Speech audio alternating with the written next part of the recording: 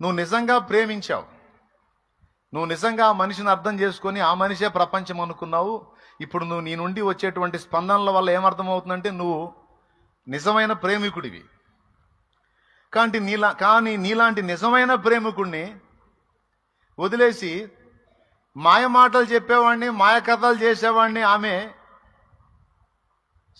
సొంతం చేసుకుంది అనుకో.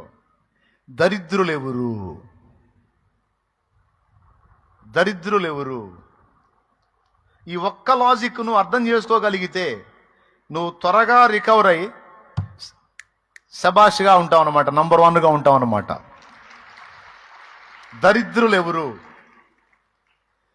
రియల్ లవర్ ఎవరా? నువ్వు నిజమైన ప్రేమికుడివి, నీది ట్రూ లవ్. కానీ నిన్ను వదిలి మాయ కథలు చెప్పినోడిని నమ్మి అవతలకి వెళ్ళింది. కొద్ది రోజుల్లో సినిమా కనపడేది, డౌటే లేదు అందులో. ఎందుకంటే వాడు మాయోడు. ఆ పై ఆకర్షణలను బట్టి మాయ చేశాడు, వశపరుచుకున్నాడు. తప్పకుండా వాడు టార్చర్ తప్పకుండా చూపిస్తాడు.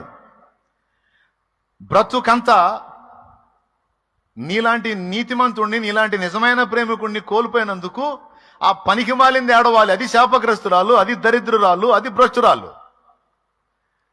ఇదేందిరా రివర్సు? ఏడవాల్సింది ఏడవకుండా ఏడవకూడనోడి నువ్వు ఏడుతున్నావేంది? నిన్ను కోల్పోయినందుకు ఎందుకురా నాకు ఈ బతుకు అనుకోవాల్సింది వదిలిపెట్టి అదో ఆమె అనుకోవాల్సింది వదిలిపెట్టి నువ్వు అనుకుంటున్నావు ఏంద్రా పిచ్చోడా? అరే ఇంత మంచి వ్యక్తిని నేను కోల్పోయానని బతుకంతా దుఃఖపడేటట్టు సవాల్కరంగా బతుకురా పనికిమాలోడా అని చెబుతున్నాను నేను.